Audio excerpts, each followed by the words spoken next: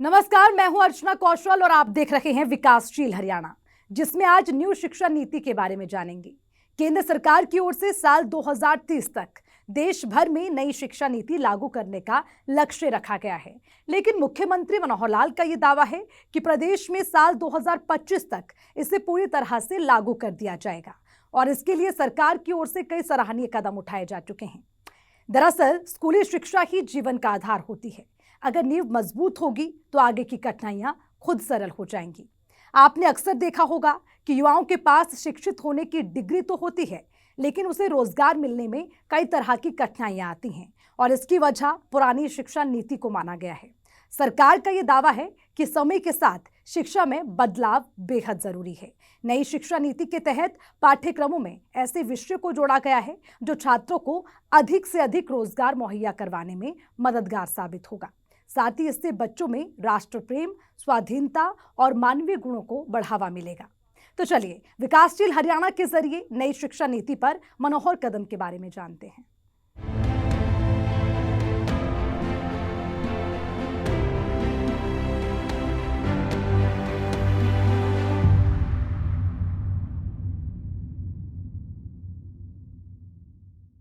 मुख्यमंत्री मनोहर लाल ने नई शिक्षा नीति को लागू करने की ओर अपना कदम बढ़ा दिया है। प्रदेश के 10 जिलों में KG to PG model school को खोलने की मंजूरी दी जा चुकी है। इन सभी स्कूलों को विश्वकर्मा कौशल विश्वविद्यालय के अधीन चलाया जाएगा। जाहिर है आने वाले दिनों में सरकार के इस कदम से युवाओं को रोजगार मिलना आसान होगा।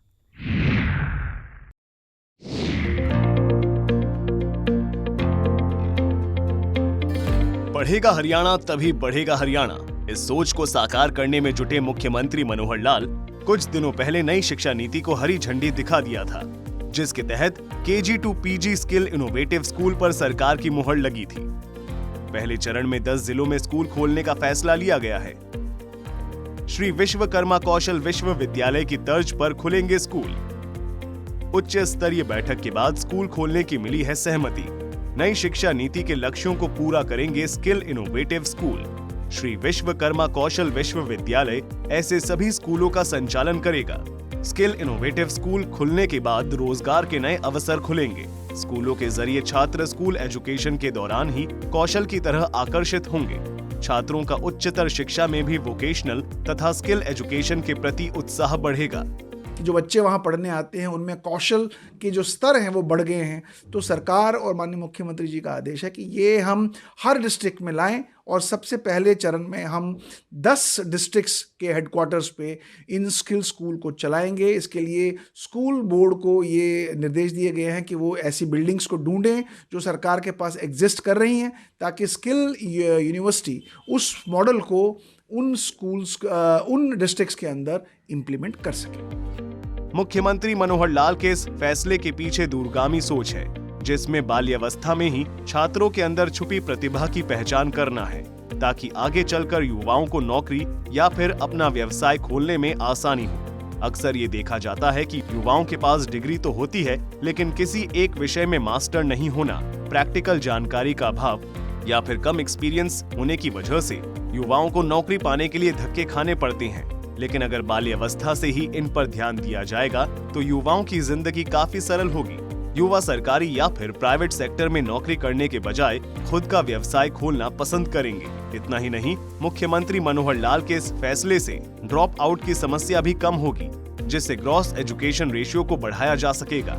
साथ ही उद्योग को भी कुशल स्टाफ मिलेंगे, जो गुणवत्ता और उत्पाद को बढ़ाने में मददगार साबित होंगे।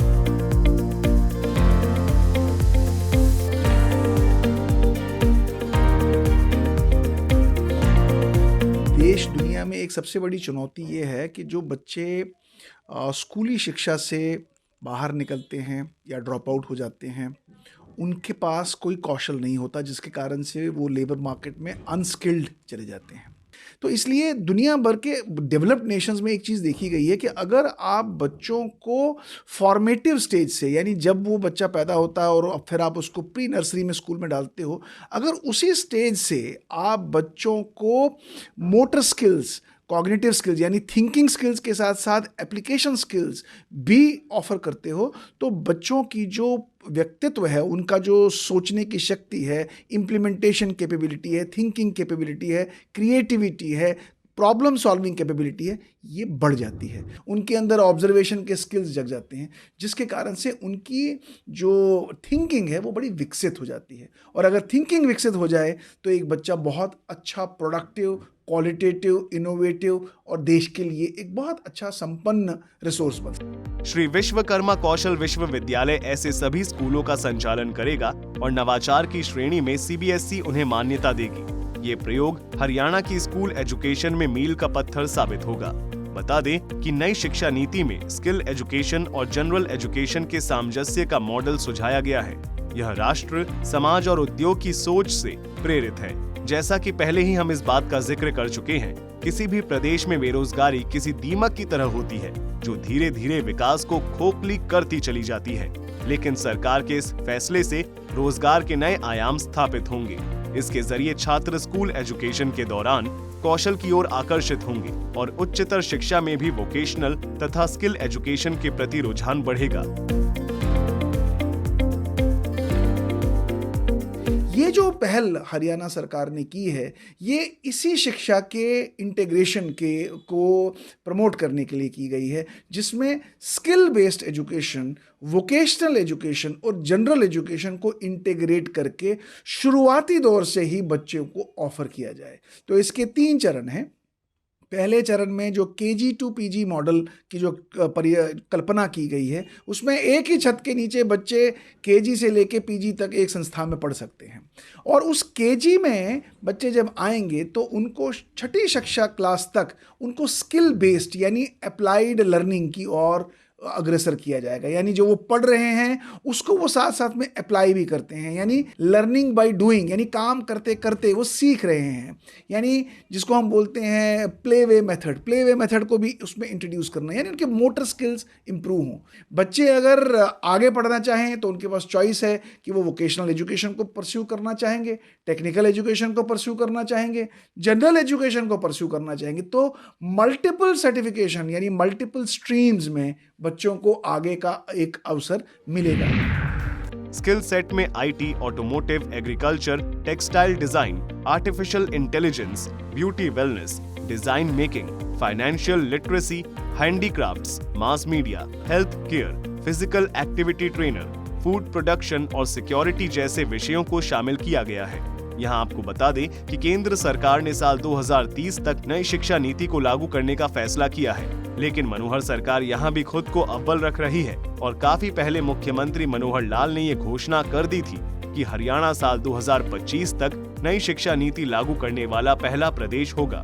हरियाणा CM मनोहर लाल की माने तो हरियाणा ही ऐसा राज्य है जिसका शिक्षा बजट अन्य राज्यों से सबसे ज्यादा है। शिक्षा का स्तर सुधारने को लेकर लगातार प्रयास जारी है। स्कूलों में शिक्षकों की कमी को पूरा किया गया है। एक आंकड़े के मुताबिक प्रदेश में सीनियर सेकेंडरी स्कूलों की संख्या 2304 है, हाई स्कूलों की संख्या 1027, मिडिल स्कूलों की संख्या 2122 है और प्राइमरी स्कूलों की संख्या 4134 है। इतना ही नहीं, मुख्यमंत्री का फोकस उन गरीब बच्चों की शिक्षा पर विशेष है जो अपनी गरीबी की वजह से स्कूलों में दाखिला नहीं ले पाते हैं। चिराग योजना के तहत गरीब बच्चों को अच्छी शिक्षा उपलब्ध करवाई जा रही है। अगर कोई गरीब बच्चा प्राइवेट स्कूल में पढ़ना चाहता है तो सरकार की ओर से 2री से 5वीं कक्षा तक के लिए निजी स्कूलों को 700 रुपए दिया जा रहा है, जबकि 6ठी से 8वीं कक्षा में पढ़ने वाले छात्रों के लिए 900 रुपए और 9वीं से 12वीं के लिए 1100 रुपए का भुगतान किया जा रहा है। यह राशि प्रति छात्र प्रति महीने दी जा रही है। कुछ महीने पहले जारी एक आंकड़े के मुताबिक प्राइवेट स्कूलों में 2500 अधिक गरीब बच्चों का दाखिला कराया गया है। जाहिर है मुख्यमंत्री मनोहर लाल का फोकस शिक्षा और रोजगार पर है ताकि बेरोजगारी दर को और कम किया जा सके। ब्यूरो रिपोर्ट, सूर्या समाचार।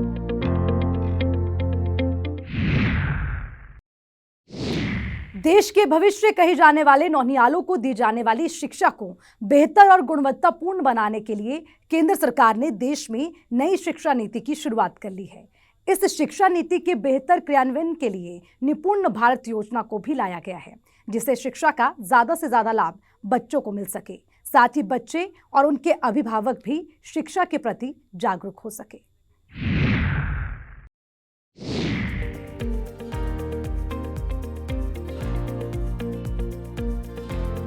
प्राइवेट स्कूलों की मनमानी किसी से छिपी नहीं है। तरक्की के राह पर तेजी से बढ़ते हरियाणा में आज भी सैकड़ों ऐसे परिवार हैं जो इन स्कूलों के भारी भरकम खर्च का बोझ नहीं उठा सकती है।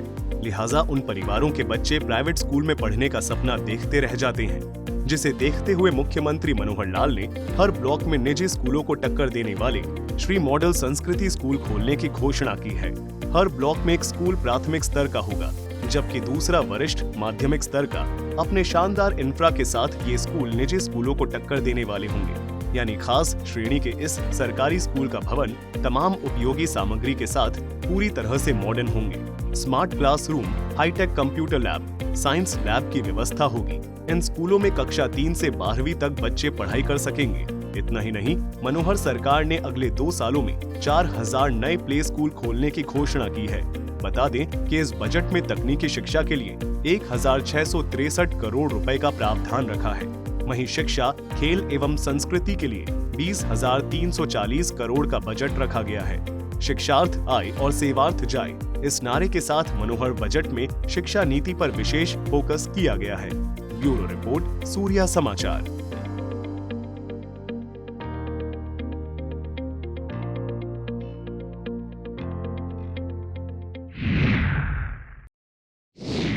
हरियाणा सरकार बच्चों को अच्छी शिक्षा देने के लिए प्रतिबद्ध है और इसे साकार करने को लेकर पिछले करीब 8 सालों में कई योजनाएं लाई गई हैं, जिसका लाभ स्कूली छात्रों को मिल रहा है, खासकर उन गरीब परिवारों के बच्चों को जिनके पास पढ़ने के पर्याप्त साधन नहीं है। मनोहर सरकार ने ब्लॉक स्तर पर मॉडल स्कूल खोलने की योजना बनाई है। निपुण भारत योजना की शुरुआत 5 जुलाई 2021 में की गई थी।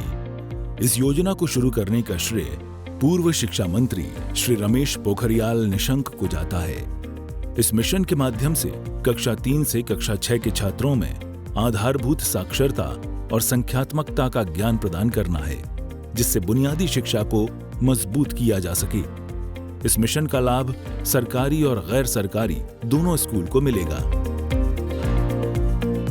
बात हरियाणा के मनोहर सरकार की करें तो आज प्रदेश में हर क्षेत्र में मनोहर विकास के साथ ऐतिहासिक काम हो रहे हैं, जो कि दूसरे राज्यों के लिए उदाहरण बन रहे हैं। एक अच्छे राष्ट्र निर्माण के लिए बच्चों की अच्छी शिक्षा काफी अहम होती है। ऐसे ही शिक्षा के क्षेत्र को आगे बढ़ावा देने के लिए प्रदेश की मनोहर सरकार लगातार प्रयासरत है। जैसे ही देश में नई एजुकेशन पॉलिसी लॉन्च की गई थी, शिक्षा के क्षेत्र में काफी बदलाव किए गए। न्यू एजुकेशन पॉलिसी को सफल बनाने के लिए प्रदेश सरकार की ओर से निपुण हरियाणा मिशन की शुरुआत की गई है, ताकि प्रदेश के बच्चे जो कल का भविष्य बनेंगे, उनको दी जाने वाली शिक्षा को बेहतर और गुणवत्तापूर्ण बनाया जा सके, जिससे शिक्षा का ज्यादा से ज्यादा लाभ बच्चों को मिल सके।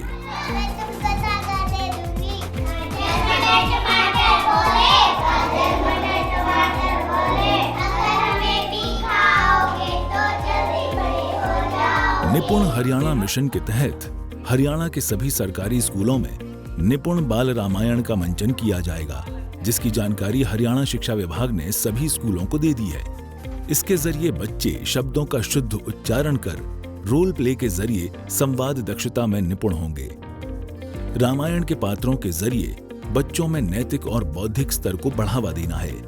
स्कूलों में होने वाली बाल रामायण रिहर्सल में न केवल माता पिता का सहयोग लिया जाएगा, बल्कि समुदाय की भागीदारी भी सुनिश्चित होगी।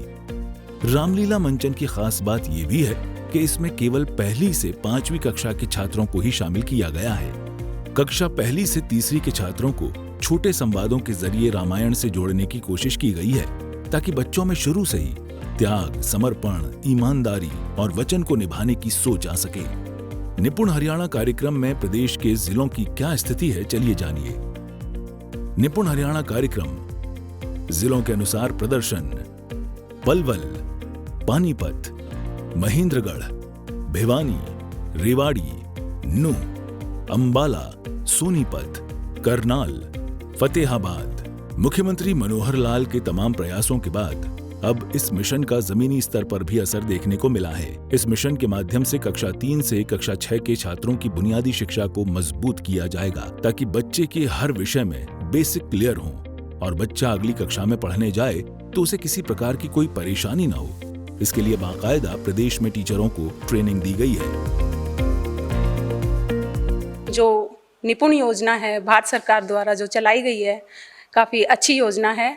इसके लिए हमें अच्छे से प्रशिक्षण दिया गया है और इसमें बताया गया है कि बच्चे का बेसिक ज्ञान है, जो बुनियादी साक्षरता है, उसको बढ़ावा देना है। विभिन्न प्रकार की TLM दी गई हैं, जिससे बच्चे में काफ़ी इम्प्रूवमेंट हमें देखने को मिल रहा है। इसके थ्रू बच्चे काफ़ी कुछ अच्छा सीख रहे हैं। जो गणित है उसमें बुनियादी साक्षरता, अंक ज्ञान है, उसको अच्छे से सिखाया गया है। जो शिक्षा हमें दी गई प्रशिक्षण में, वो हम बच्चों पे लागू कर रहे हैं, उसको बच्चे अच्छे से पकड़ पा रहे हैं। काफ़ी अच्छी योजना है। सरकार ने जो निपुण कार्यक्रम चलाया है, इसके अंतर्गत बच्चों को बुनियादी साक्षरता और संख्यात्मक ज्ञान कौशल को बढ़ावा देने की एक योजना है। हमें जो कैंप लगाए गए FLN से संबंधित टीचर्स के लिए बड़े ही महत्वपूर्ण है। जो टीचिंग दी गई है वो भी हमारे लिए एक मॉडल का कार्य करती है। FLN कार्यक्रम के अंतर्गत यदि हम किट का यूज करें तो बच्चों के लिए अत्यंत महत्वपूर्ण है। इससे बच्चे बड़ी ही सफाई से और बड़े ही जल्दी से सीखते हैं, बच्चे देखकर सीखते हैं। निपुण भारत मिशन जो है, जो 5 जुलाई 2021 को शुरू हुआ, उसमें मूलतः पढ़ाने का जो तरीका है वो आमूल चूल परिवर्तन है। जो पुरानी पद्धति है, जिसमें एक तरह से हम कह सकते हैं रटंत जो सिस्टम था, उसको बदल करके इसको पूरी तरह से एक्टिविटी बेस्ड लर्निंग इसको किया गया है, जिसके माध्यम से टीचर को हर विषय को एक्टिविटी के माध्यम से पढ़ाना होता है। वो हर चीज़ को सकारात्मक, अच्छे माहौल में और बच्चे के रुचिपूर्ण तरीके से पढ़ाने पर बल देता है।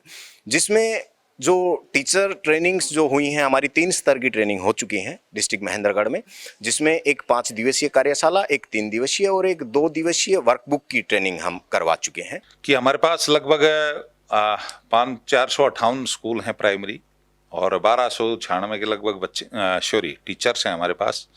इन सभी की निपुण के तहत और इनके तहत इनकी 1 से 3 तक की करवाई थी पहले ट्रेनिंग। 3 फेज में सभी टीचर्स की ट्रेनिंग करवाई जा चुकी है, जिसमें टीचर को सिखाया गया कि बच्चे में ये कॉम्पिटेंसी कैसे उत्पन्न की जाए और किस क्लास के बच्चे की कितनी कम से कम कॉम्पिटेंसी होनी ही चाहिए। और साथ में ये भी बताया कि जो स्किल पासबुक है बिल्कुल बच्चे की कॉम्पिटेंसी के अकॉर्डिंग हो, इस पर विशेष जोर दिया गया है। कि कई बार टीचर ऐसे ही भर देता है, जबकि उनको हम क्रॉस चेक करके जाते हैं स्कूल में, तो वो कॉम्पिटेंसी के अकॉर्डिंग उसकी स्कूल की स्किल पासबुक नहीं मिलती है। तो उसमें भी हमने विशेष जोर दिया है अब की बार हर हालत में, क्योंकि हम क्रॉस चेक करेंगे। हरियाणा प्रदेश सरकार और शिक्षा विभाग की पहली प्राथमिकता प्रदेश के बच्चे देश के अन्य राज्यों के मुकाबले अच्छी शिक्षा प्राप्त करें और हरियाणा राज्य दूसरे राज्यों के लिए एक उदाहरण बने। इस योजना से अभिभावक भी काफी खुश नजर आ रहे हैं। निपुण योजना में मेरे बच्चे पढ़ते हैं, उनको बहुत बढ़िया शिक्षा मिल रही है जी। उनका लाभ मुझे बच्चों को मिल रहा है। अच्छी पढ़ाई हो रही सर, बढ़िया। मेरे बच्चे इंग्लिश में भी अच्छे हैं और वो मैथ में भी, और हर चीज़ में बढ़िया है जी। निपुण योजना में सरकारी स्कूल में बहुत अच्छी तरह बालक पढ़ते हैं। मेरे पोता पोती भी बहुत अच्छी तरह पढ़ते हैं। इंग्लिश, हिंदी, मैथ बहुत अच्छी तरह पढ़ रहे हैं। गणित बहुत अच्छी तरह पढ़ रहे हैं सर। मेरा अच्छी योजना है सर, मेरी बहुत अच्छी, बच्चों की बहुत अच्छी योजना है सर। ऐसी कोई बात नहीं है, बाकी बहुत अच्छी तरह पढ़ रहे हैं बच्चों सरकारी योजना से। मुख्यमंत्री मनोहर लाल और शिक्षा मंत्री कंवरपाल गुर्जर के नेतृत्व में चल रहे निपुण हरियाणा कार्यक्रम का असर अब धरातल पर दिखने लगा है। राष्ट्रीय परीक्षा 2022 की रिपोर्ट के मुताबिक हिंदी, अंग्रेजी और गणित में हरियाणा का प्रदर्शन न केवल दिल्ली, पंजाब और चंडीगढ़ से बेहतर रहा, बल्कि राष्ट्रीय औसत से भी अच्छा रहा था।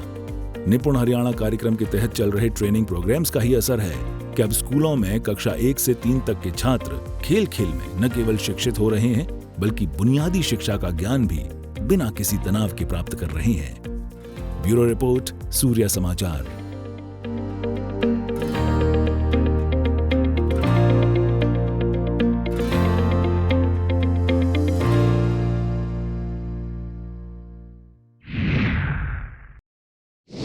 प्रदेश के युवाओं को रोजगार से जोड़ने को लेकर मुख्यमंत्री मनोहर लाल की ओर से कई कदम उठाए जा रहे हैं।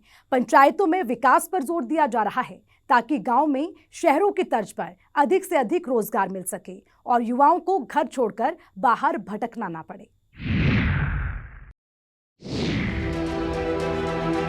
करात के आखिरी तबके तक विकास की बयार कैसे पहुंचाई जाए, इसे लेकर मनोहर सरकार पिछले कई सालों से जुटी हुई है और समय समय पर जो भी उचित कदम होते हैं उसे उठाए भी जा रही हैं। इन दिनों सरकार का एक फैसला जो कि काफी चर्चा में है, मनोहर लाल ने गांवों के विकास के लिए खर्च होने वाले पैसों की मंजूरी स्थानीय जनप्रतिनिधि को सौंप दी है। मनोहर लाल का ये फैसला काफी सुर्खियों में रहा। हर किसी ने इसे अलग अलग चश्मे से देखना शुरू कर दिया, लेकिन मनोहर लाल का साफ मानना है कि अगर आपके विचार सही है तो एक दिन हर कोई आपके फैसले पर अपनी मुहर लगाएगा और इसे मनोहर लाल ने कई मौकों पर सही साबित करके भी दिखाया है। पलवल और फरीदाबाद के दौरे पर पहुंचे मुख्यमंत्री मनोहर लाल ने नवनिर्वाचित सरपंचों और जिला पार्षदों से मुलाकात की है। सरपंचों और पार्षदों से इस संवाद में मुख्यमंत्री मनोहर लाल ने गांवों के बेहतर विकास के लिए पंचायत और जिला परिषद की भूमिका को अहम बताया और उनकी जिम्मेदारियों का बारीकी से जिक्र किया। मुख्यमंत्री ने इस मौके पर पंचायतों को फंड के जरिए मिली मजबूती का भी जिक्र किया और कहा कि पंचायतें अपने हिसाब से काम करने के लिए अब स्वतंत्र हैं। जनप्रतिनिधि पंचायती राज संस्थाओं के ये सब चुन के आए हैं और सभी के रिजल्ट्स पंचायतों के सब आ चुके हैं। पंचायत समिति जिला परिषद के काफ़ी जगह पर चेयरमैन वाइस चेयरमैन वो बन चुके हैं। ये दोनों जिलों के सभी बन चुके हैं, चाहे वो जिला परिषद है, पंचायत समिति अथवा पंचायतों के रिजल्ट आ गए। ऐसे में सभी जिलों में जाकर के और पंच के जो प्रतिनिधि हैं, सरपंच यानी सरपंच और पंच, साथ पंच तो नहीं बुलाए, सरपंच, जिला परिषद और पंचायत समिति के जो पार्षद हैं, उन सबको एक प्रकार से नए लोग हैं तो इनको कुछ ना कुछ बताना पड़ता है, आह्वान करना पड़ता है और इसमें से कैसे हम ठीक काम कर सकते हैं, हम सेवा भाव से काम करें। विकास के नाते से जो सिस्टम सरकार के हैं वो इनको बताए हैं कि जो पंचायती राज का जितना पैसा होगा, पहले तो ये फाइलें सब चंडीगढ़ जाती थी डिपार्टमेंट में, डायरेक्टर के पास गई, सेक्रेटरी के पास गई, मंत्री के पास गई। अब इनका जो पैसा है वो सिर्फ यहीं तक सीमित रहेगा। ग्राम पंचायत अपने रेजोल्यूशन पास करके सरपंच से रिकमेंड कराएंगे सारे जो पैसा उनका है। मुख्यमंत्री मनोहर लाल की सोच इस फैसले से जहां गांवों का विकास करना है, वहीं दूसरी ओर रोजगार भी उपलब्ध करवाना है। मुख्यमंत्री मनोहर लाल ने कहा कि पंचायतों को शक्ति मिलने से काम में पारदर्शिता के साथ नए लोगों को रोजगार के अवसर भी खुलेंगे। 10 से ज्यादा जो छोटे कॉन्ट्रैक्टर हैं वो रजिस्टर करें अपने आप को, ताकि जिन लोगों से कई बार क्या होता है सरपंचों का कि मैं अपने साथियों से काम करा लूँगा, यही रहता है उनका कि हमारे हाथ में तो हम अपने साथियों को काम दे देंगे, करा लेंगे। हम कहते हैं कि उन सब साथियों को, नए कॉन्ट्रैक्टर हैं उनको भी रजिस्टर करा दो। रजिस्ट्रेशन के बाद कम से कम ये होगा कि हाँ, ये एक ऑथराइज्ड कॉन्ट्रैक्टर है, इसके पास काम करने की क्षमता है। जो छोटी छोटी 2-3 बातें होंगी वो नए पर लगाएंगे। ग्रुप डी के बाद वो ग्रुप सी के बन जाएंगे जब काम करेंगे, तो उसके बड़े होने के बाद बी के बनेंगे, फिर ए के बनेंगे। कोई भी नया कॉन्ट्रैक्टर बड़ा काम ना पकड़े और बड़े काम करने वाले कॉन्ट्रैक्टर्स को छोटे काम ऑफर किए नहीं जाते, क्योंकि 2-5 लाख का काम, करोड़ों का काम करने वाले लोग नहीं आएंगे। इसलिए वो सारे सिस्टम ठीक बना दिए हैं, पारदर्शिता से काम हो, नेताओं के प्रति विश्वास लोगों का ये बढ़े।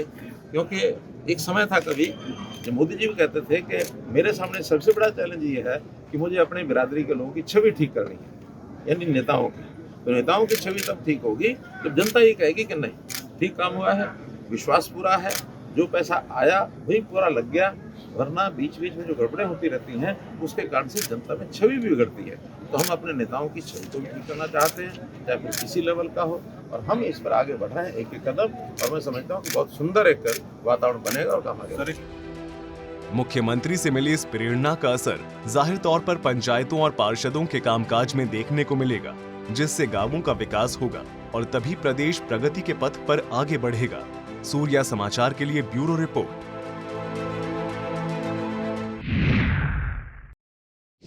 सभी समस्याओं का होगा हल, शिक्षा से बेहतर होगा कल।